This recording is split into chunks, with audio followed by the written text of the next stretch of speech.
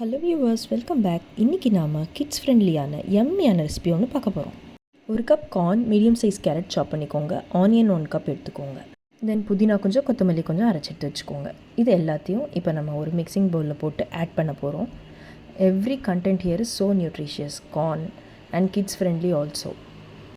வீடியோவை பார்க்குறதுக்கு முன்னாடி நிறைய பேர் சப்ஸ்கிரைப் பண்ணாமல் பார்த்துட்ருக்கீங்க. Just subscribe to our channel.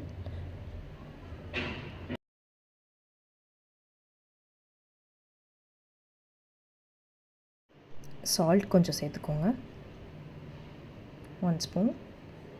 Next ஒரு 1 ஸ்பூன் அளவுக்கு சில்லி பவுடர்,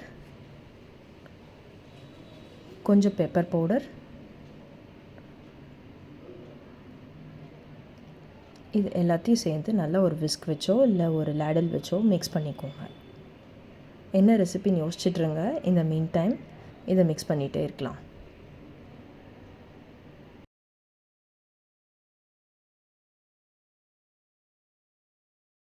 நெக்ஸ்ட் நம்ம ஒரு 2 டேபிள் ஸ்பூன் அளவு கர்ட் எடுத்து அதோட மிக்ஸ் பண்ண போகிறோம். தயிர் ரிச் இன் ப்ரோபயோட்டிக்ஸ், கட் ஹெல்த்துக்கு ரொம்ப நல்லது.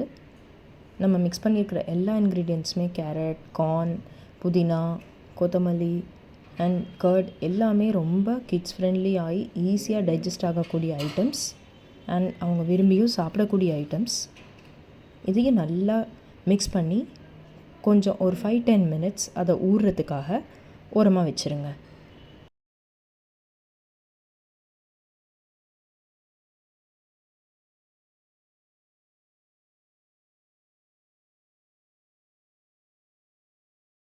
ஒரு 10 மினிட்ஸ் கழித்து அதை திரும்ப நல்லா எடுத்து பார்க்கும்போது நல்லா ஊறி இருக்கும்.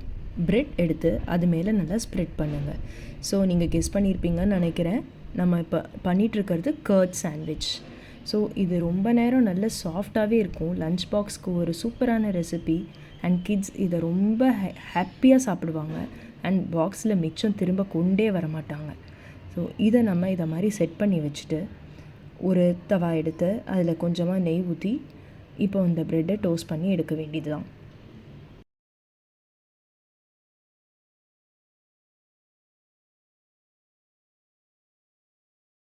Fuzzy eaters and picky kids அவங்க கூட இதை ரொம்ப விரும்பி சாப்பிடுவாங்க.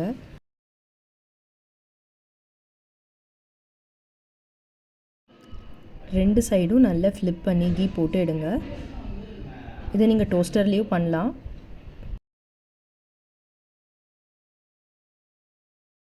இது இப்போ நமக்கு நல்ல சூப்பராக டோஸ்ட் ஆகி வந்திருக்கு. 2 பக்கமும் நம்ம போட்டு குக் பண்ணியிருக்கோம். இப்போ நமக்கு டிசையர்ட் ஷேப் என்னவோ அதை கட் பண்ணி லஞ்ச் பாக்ஸில் சாஸ் தொட்டு வச்சா இது ரொம்ப நல்லாயிருக்கும் சாப்பிட்றதுக்கு. டெஃபினட்டாக லஞ்ச் பாக்ஸ் கம்ப்ளீட் பண்ணி தான் திரும்ப கொண்டு வருவாங்க. பர்சனலி இது என் கிட்ஸ்க்கு ரொம்ப ரொம்ப பிடிக்கும் அண்ட் எப்போவுமே நான் ட்ரை பண்ணி ஃபெயிலியர் ஆகாத ஒரு ரெசிபி இது. என்ஜாய் பண்ணுங்கள். அண்ட் சம்மர் லீவ்லேயும் வீட்டில் இருப்பாங்க கிட்ஸ் ரொம்ப நேரம்.